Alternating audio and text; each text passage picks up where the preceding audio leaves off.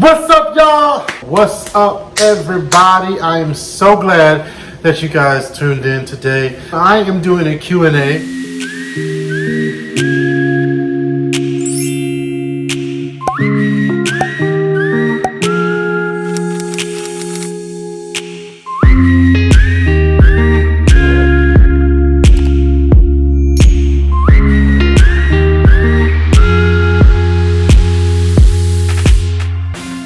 What's up, everybody? I am so glad that you guys tuned in today.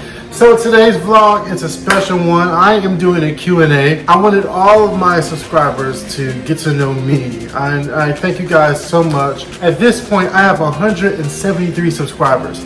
That means everything to me. I'm so grateful. I know I'll get to a point where I reach my 1,000 subscribers, and eventually I'll get to 5,000 and 10,000. Eventually I see myself going to 1 million subscribers. One thing about me is that I don't give up. I'm gonna work as hard as I can with these 173 subscribers. So this vlog is especially for you.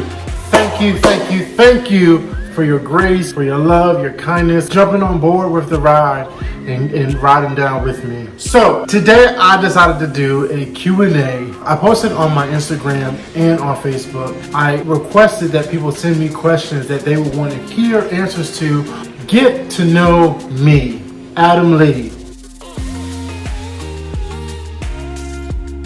I started a YouTube for one reason. I have to credit my best friend, Desmond Crawley. He encouraged me and he suggested YouTube. One day we were talking and I was telling him about my ambitions, my goals, how I want to be an actor and I want to be, TV personality, and I just want to work in entertainment. I didn't want to feel like I was going in the wrong directions. He suggested that I take lemons and I make lemonade. And so I created this YouTube channel for that purpose, to give myself a platform, to be creative, to basically start my career. YouTube has given me that opportunity, and I am so excited for this journey that I'm on. You may not know who I am, but you will one day.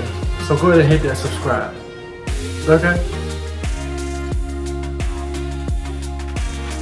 This is a loaded question. I can go on and on.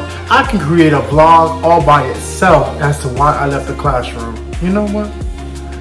I just might do that. The most simplistic reason that I can give is that I was extremely unhappy.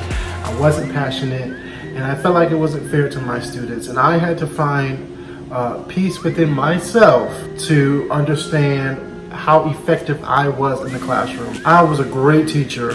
I had impeccable classroom management. I loved what I did. It was all about my students. I loved it, but the passion wasn't there. I didn't want to be a disservice to my students, and my heart wasn't 100% in it. So I took the necessary step to walk away from the classroom. I chose to leave, and I will never regret that decision. I was born in the great state of Connecticut.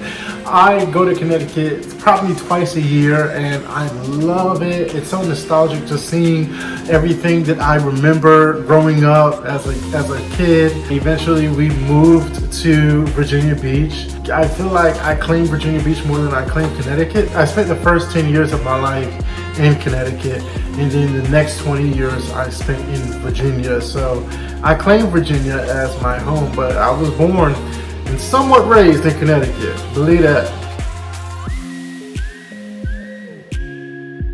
This is a long, maybe not that long, maybe not a long story, but it's an interesting story because what happened was I met my wife in college. I met her at St. Paul's College. It's a small HBCU in Southern Virginia. And if you are familiar with an HBCU and small institutions, you will know exactly what it's like to go to a school like this. And it wasn't just a small school, but it was also in a small county, a small town, very country. So there wasn't much to do there, but just go to class and hang out with friends and eat. So I wasn't anticipating going to college. I was in my room one day and I was cleaning up because I was so distraught that I wasn't going to college. I was so distraught about not going to school. And so I was cleaning up my room and I found this brochure for St. Paul's College. Ironically, I called the school the next day. It took me a week, 7 days to do the whole entire process. I was in their school, I was enrolled, I did the placement test, I had my dormitory, I had everything laid out with the financial aid process in a week, probably less than 5 days, honestly. So I get to St. Paul, my mom drops me off, I move into my dorm, I go take my placement test. There is 2 academic counselors in the room where I'm taking my placement test, and they're having a conversation, and I'm in the corner taking my test. Gail walked into the room. She was wearing this white blouse, blue jeans with a split all the way in the middle of her legs, long split too. So I didn't understand the concept of her wearing this long skirt but with a split in the front. And she had on, remember when I used to wear, ladies, I used to wear those belts like on your waist, and she had on a gray belt on her white blouse. So cute.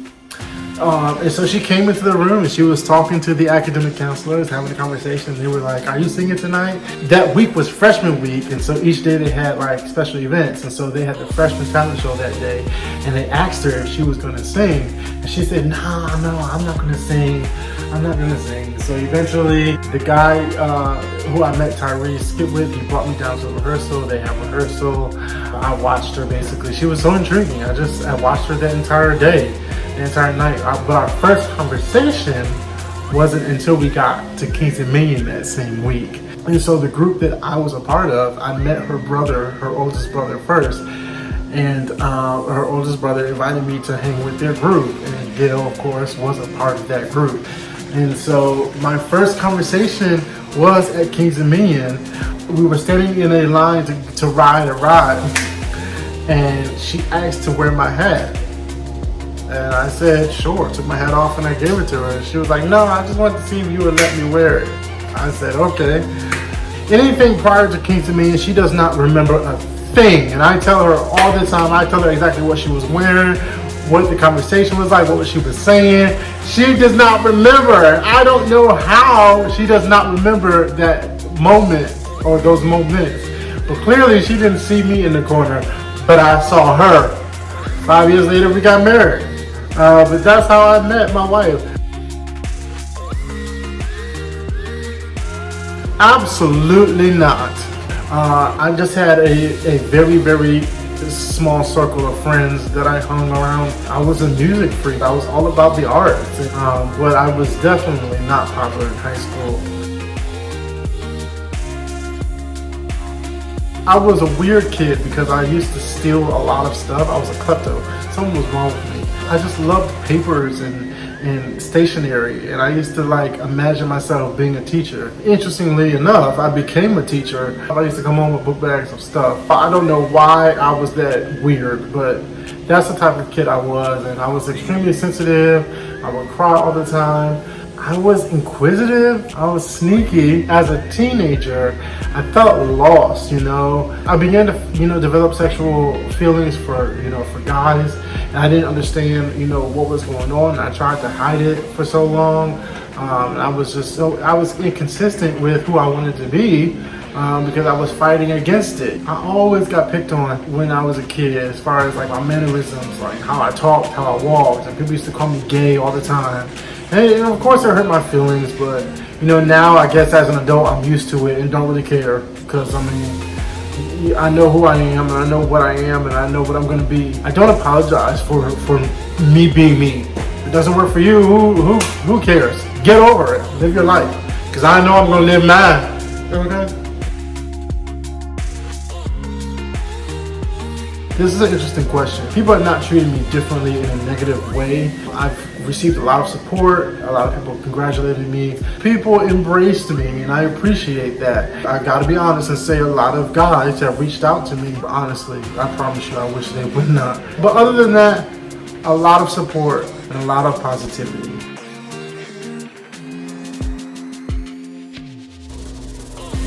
No.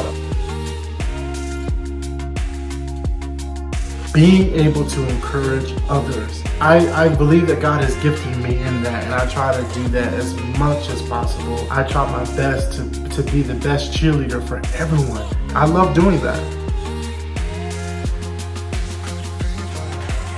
Once you get to a place where you are okay with you, and that you embrace the true you, and you've manifested all of the you that you have been created to be, I think that's what makes someone successful. That to me is what's important to me. I want to be the best Adam that I can be, spiritually, physically, emotionally, financially, all those alleles. I want to be the best. I have two favorite movies. One is The Heat with Sandra Bullock and Melissa McCarthy. That movie is so funny and amazing to me. My second favorite movie is The Devil Wears Prada. I know these movies are weird to some of you guys, but The Devil Wears Prada is a classic movie. Meryl Streep is one of my all-time favorite actresses. She is amazing. I love how she acts. It seems so real. And as an aspiring actor, I look at movies like that and I learn a lot. My ultimate goal is to be a recognized actor. I want to be successful in that. I just love the art of entertainment. I love the art of industry, film, TV, Broadway. I love it all, and I want to be a part of that experience. So hopefully one day, one day you will see me on the big screen, on the small screen, and on the stage. Mark my words. I'm telling you, it's going to happen. I did have the weight loss surgery back in June 2019. To this day, I have lost well over 110 pounds. I put in the work to maintain this weight loss. And a part of that putting in the work is my decision to become a vegan. I just want to eat healthier. It's my personal choice. You don't have to be a vegan. You can be healthy by not being a vegan. By consuming certain foods that vegans don't consume. It's just a personal choice. I also saw a movie called What the Health, and What the Health really inspired me. The credit that I have to give for finally becoming a vegan is my wife and Tabitha Brown. She has a YouTube channel. Look her up, subscribe to her channel. Her meals look so delicious. It inspired me to become a vegan. I am having the best time of my life. Today is June 30th. I feel phenomenal. Being a vegan is one opportunity that I chose to live my best life. So, those are all the questions. There was a lot. Thank you so much. If you watched this video, give it a thumbs up if you liked it. I'm doing this for one reason and one reason alone, to be the best that I can be for my wife. Don't forget to like, share, and subscribe. Give someone a hug. Tell someone you love them. Tell them how much you care, because you never know if that's the only time they hear it or feel it. I love y'all for watching. Thank y'all so much. 173 subscribers and 1 million to go. I'm so grateful. I love y'all for watching. I'll see y'all in the next video. Peace.